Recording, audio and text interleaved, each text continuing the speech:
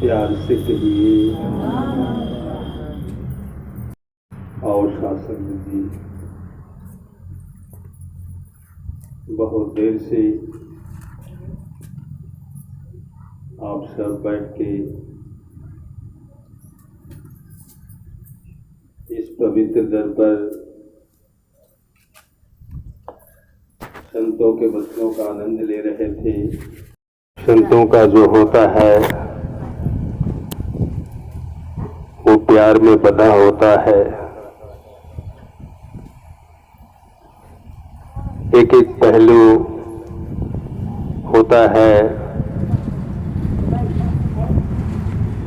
जो अपने भाव को व्यक्त कर रहे थे, बता रहे थे।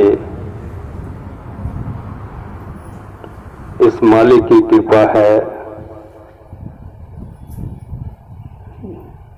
जो आपकी सोच को इसने बदल डाला, आपके भाव को इसने बदल दिया। तो शुक्राना है इस मालिक का। हम सब इसी का ही शुक्राना करेंगे कि हम कहाँ विचरण कर रहे थे और इसने ला करके हमें यहाँ बैठा दिया। तो सत्संग जी कहा भी है कि पढ़ा अनपढ़ा परम गति पावे। सत्संग जी, इसकी कृपा है जो यहाँ पे जो पढ़ा है वो भी इस परम गति को पा जाता है, और जो अनपढ़ा है, जो एक अक्षर भी नहीं पढ़ा है, वो भी इस परम गति को पा जाता है। सत्संग जी, इस मालिक की कितनी रहमत है, कृपा है, हम ये सोच भी नहीं सकते हैं। हमारे सोच से ये परे है। हम इसका कितना हो बखान कर लें सत्संग जी, लेकिन वहां तक हम पहुंच नहीं पाएंगे। ये एक सागर है और इस सागर में पता नहीं कितना जल है, इसका आंकड़ा लगाना मुश्किल हो जाता है। सत्संग जी, एक गीत भी आया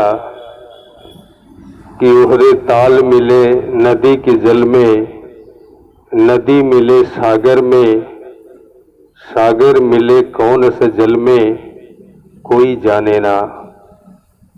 सत्संग जी, आप विचार करो कि ये सारे नदियों का पानी इकट्ठा होकर समुद्र में जाता है, और समुद्र का पानी कहाँ जाता है, ये आप जरा गौर से सोचो सत्संग जी। तो इस मालिक का शुक्राना करना पड़ेगा कि ये मालिक ही जानता है कि समुद्र का पानी कहाँ जाता है। और सत्संग जी, यही बात यहाँ पे संत जन आपको यही बता रहे हैं कि ये जो परम गत, ये मुझ के लिए हम बैठे हैं, इसका एहसास कर रहे हैं। तो वाकई में सत्संग जी, ये हमारे जीवन के लिए ये परम गति मिलना जरूरी है। सत्संग जी, यही भाव हम अपने मन में लेकर के यहाँ बैठे हैं और इस मालिक से बार बार यही अरदास विनती हम करते हैं